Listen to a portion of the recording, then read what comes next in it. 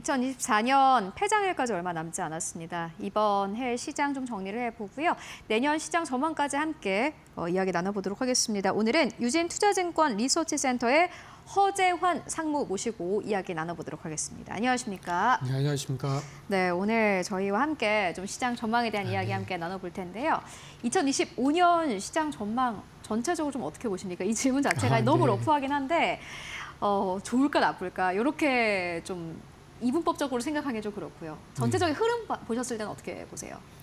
사실 이제 올해 워낙 안 좋았잖아요. 맞아요. 그러니까 이게 뭐 안 좋은 것도 남들과 똑같이 안 좋으면 그러려니 하는데 뭐 미국 시장은 막 20% 이상씩 올라가는데 저희는 뭐 거의 연초 대비해서 거의 7, 8% 이상 빠졌고 이제 코스닥 같은 경우에는 거의 20% 이상 빠지다 보니까 상대적인 어떤 박탈감이 굉장히 좀 큰 것 같습니다. 뭐 그래서 어떤 분들은 뭐 이게 IMF 이후에 이런 건 좀 처음이다라고 좀 언급까지 좀 하시는 상황인데요. 2025년은 올해보다는 좀 낫지 않을까. 그러니까 미국 시장과의 어떤 그런 괴리를 좀 좁혀가는 그런 흐름으로 생각을 하고 있습니다. 물론 뭐 그렇다고 해서 지금 뭐 미국을 저희가 능가할 만큼의 강력한 어떤 주가 상승의 모멘텀이 생기지는 않을 걸로 좀 판단을 좀 하고 있습니다만은 워낙 지금 뭐 밸류에이션의 차이라든지 뭐 이익 간의 어떤 격차라든지 이런 것들이 많이 벌어져 있기 때문에 아무래도 이제 이런 격차는 조금 완화가 되지 않을까라고 좀 보고 있고 그거에 어떤 변곡점이 되는 시기가 한 2분기가 되지 않을까라고 좀 판단을 좀 하고 있습니다. 그래서 전체적으로 2분기 이후에 1분기까지는 조금 더 불확실성이 연장이 되긴 합니다만은 2분기 이후에 이런 불확실성이 좀 완화가 되면서 그래도 원래의 어떤 상승 궤적을 좀 찾아가는 그런 그림으로 저희는 좀 2025년을 예상을 하고 있습니다. 2분기라고 보시는 이유가 있으실까요? 예, 아무래도 이제 1분기에는 여러 가지 불확실성이 좀 겹치는 것 같습니다. 특히 이제 당장 한 달 뒤에 이제 트럼프가 취임을 하면서 100일 내에 이제 많은 정책들을 쏟아 부을 것 같은데 아마 거기에 이제 관세도 있을 거고 뭐 감세도 있을 거고 여러 가지 어떤 정책적인 리스크들이 1월부터 해서 앞으로 한 3개월 정도까지 굉장히 좀 집중되지 않을까라고 좀 판단을 좀 하고 있고 또 저희 같은 경우에도 뭐 지금 사실 탄핵 이후에 어떤 흐름을 저희가 예상하기는 힘듭니다만은 그렇죠. 적어도 이제 뭐 2016년, 2017년 때 박근혜 때 대통령 당시의 사례를 보면은 한 2분기 정도에는 어느 정도는 좀 마무리가 좀 되지 않을까라고 좀 보여져서 어떻게 보면 내년 1분기가 미국의 어떤 정책적인 리스크뿐만 아니라 국내의 어떤 정치적인 혼란도 가장 안 좋은 시기가 될 가능성이 좀 높다라고 좀 보여집니다. 그래서 오히려 1분기를 좀 벗어나는 2분기에는 뭐 물론 2분기에 아마도 경제 지표들이라든지 기업들의 실적은 안 좋을 것 같긴 합니다만은 오히려 그때가 부터는 이제 더 나빠질 건 없는 시점이 2분기부터 좀 도래하지 않을까라고 생각을 좀 해서 2분기부터는 그래도 좀 더 지금보다는 좀 더 나은 흐름을 예상을 하고 있습니다. 정치적인 리스크가 그래도 조금은 해소가 되면서 2분기부터는 괜찮아질 거다라고 말씀해 주셨고 그렇다면 이번에는 트럼프 2기와 관련된 변화 좀 짚고 가야 될 텐데요. 아마 뭐 많은 분들이 생각하는 거는 관세는 뭐 지금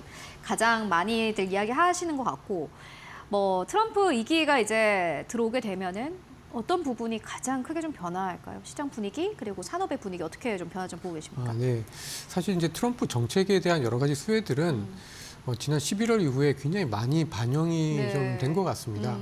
근데 이제 오히려 막상 1월 이후 취임한 이후에는 이제 그동안의 어떤 공약에 대한 기대가 반영된 부분과 함께 이제 현실이 이제 좀 직면을 할 것 같은데요. 아마도 그 현실과 공약 간의 어떤 괴리가 좀 좁아지는 흐름이 좀 되지 않을까라고 좀 보여집니다. 특히 이제 가장 저희가 좀 주목해야 할 만한 거는 오히려 저는 관세보다는 이민 정책이 아닐까라고 좀 보여지고요. 직접적으로 이민 정책, 얼마만큼 불법 이민자들을 많이 빨리 미국에서 추방하느냐에 따라서 미국의 물가, 그다음에 미국의 인플레, 미국의 통화 정책의 방향성이 굉장히 좀 많이 또 불확실성이 좀 완화가 되지 않을까라고 좀 보여집니다. 그래서 어쨌든 트럼프 이후에 저희가 가장 주목해서 봐야 될 거는 물론 저희 입장에서 봤을 때는 관세가 굉장히 좀 중요합니다만은 오히려 이제 관세 같은 경우에는 제 생각에 그 베센트 그 재무장관 후보자가 뭐라고 그랬냐면 accelerate to deaccelerate. 그러니까 그 관세와 관련된 여러 가지 협상들을 하기 위해서 관세를 올린다라는 이야기를 했기 때문에 막상 처음에 관세를 세게 올리고 난 다음에는 국가별로 그 협상을 통해서 점진적으로 낮아질 가능성이 있습니다.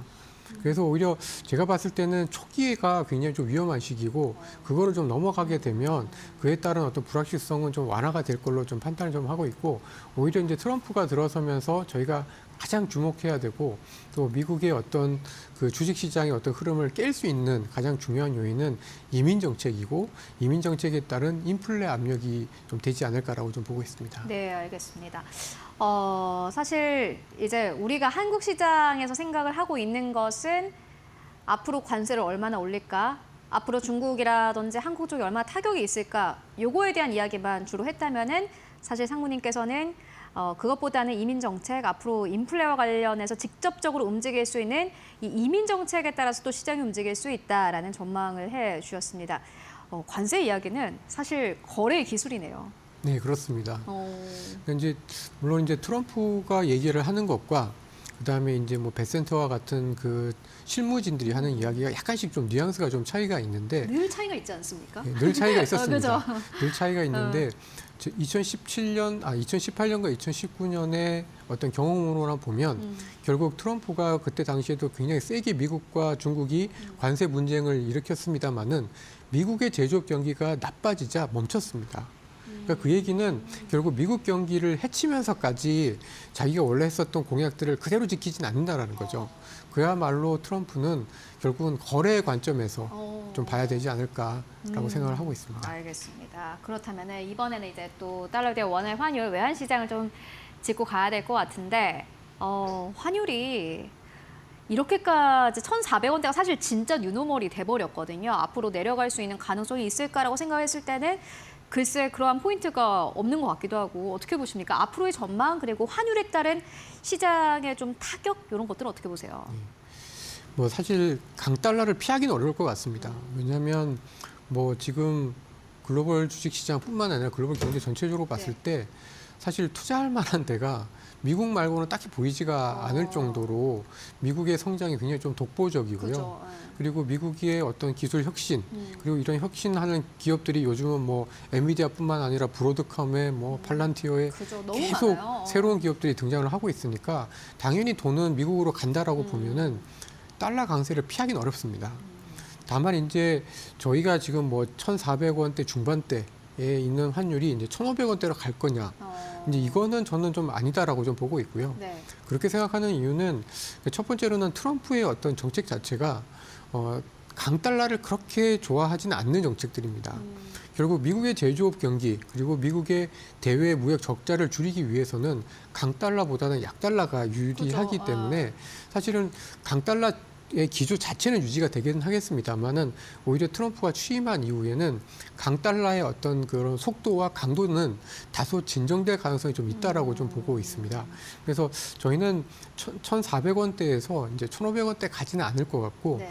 지금 1,400원대 한 중후반대 저희는 이제 내부적으로는 한 1,470원, 80원 정도 요 정도가 피크 레벨에 가깝지 않을까 이렇게 좀 예상을 좀 하고 있어서 1,400원대가 뉴노멀이 되는 거를 피할 수는 없긴 합니다만은 그렇다고 해서 저희가 이제 1,500원대로 가지는 않을 걸로 보고 있고 만약에 사실 뭐 저희 전망이 좀 틀려서 1,500원 정도로 간다라고 했을 경우에는 사실은 이제 내수가 훨씬 더 피폐해지게 됩니다.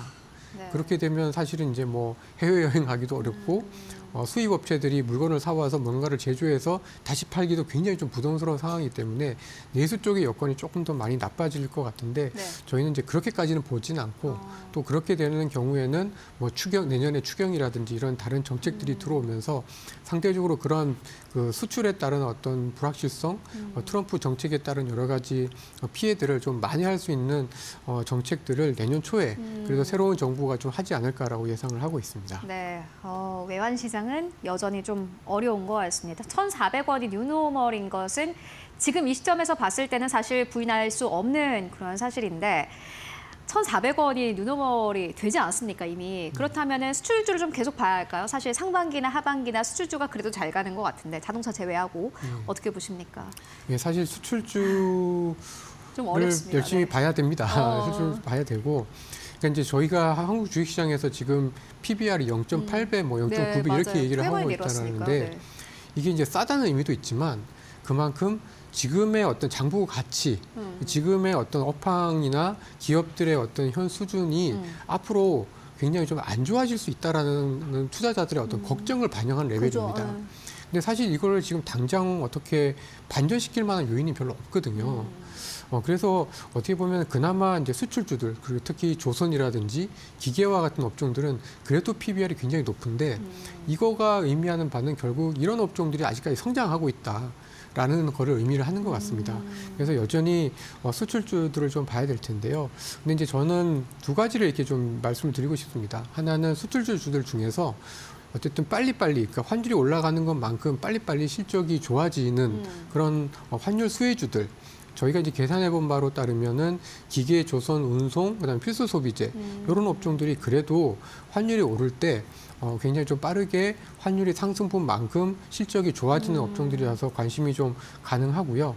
내수주는 어렵긴 합니다만은 그래도 저희 내부 시장에서 그 독보적인 점유율을 유지를 하고 앞으로도 유지를 할 것 같은 기업들은 더 이상의 어떤 밸류에이션의 디레이팅은 나타나지는 않을 걸로 좀 보고 있습니다. 예를 들면 뭐 인터넷과 게임 같은 업종들이 뭐 오늘은 좀 빠지고 있긴 합니다만은 이런 업종들은 사실 저희 시장 안에서의 어떤 점유율은 굉장히 굳건할 거기 때문에 상대적으로는 그래도 주식시장 전체적인 흐름에 비해서는 괜찮지 않을까라고 예상을 하고 있습니다. 네, 수출주 짚고 왔고요. 그렇다면은 자꾸 질문을 이분법적으로 하게 되는데 네. 미국향, 중국향 이렇게 나눠서 생각하시는 분들 꽤 많더라고요. 미국이 좋을까, 중국이 좋을까 이렇게 생각하시는 분들 많은데 어느 쪽에 조금 더 긍정적으로 보시는 걸까요? 사실 가격만 봤을 때는 미국 좀 비싸지 않습니까? 네, 맞습니다.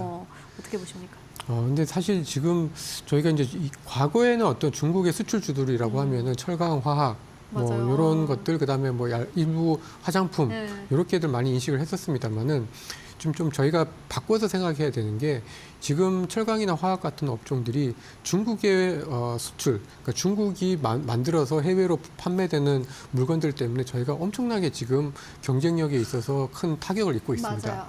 따라서 중국이 웬만큼 좋아지지 않는 이상 저희가 예전의 밸류에이션이나 예전의 대중국 수혜주들의 어떤 모습을 찾아가기는 굉장히 어렵다라고 좀 보여지고 여전히 비쌈에도 불구하고 대미 수출 쪽들 그리고 과거에는 화장품이나 K푸드 같은 주식들이 과거에는 중국에 많이 팔았습니다만은 지금은 전 세계적으로 좀 광범위하게 판매를 좀 하고 있는 상황이잖아요. 오히려 근데 그런 쪽에서 좀 기회를 좀 찾아야 되지 않을까라고 좀 보여져서 기본적으로 중국 쪽이 훨씬 더 가격 메리트가 있긴 합니다만은 사실은 그쪽은 싼 데는 또 이유가 있다. 그래서 오히려 좀 비싸지만 성장성이 있는 쪽에 조금 더 무게를 두는 편이 나을 걸로 예상을 하고 있습니다. 지수는 많이 내려와 있는데 가격은 거짓말을 하지 않는다. 이렇게 좀 해석해 보도록 하겠습니다. 지금까지 허재환 상무와 함께 이야기 나눠봤습니다. 말씀 고맙습니다.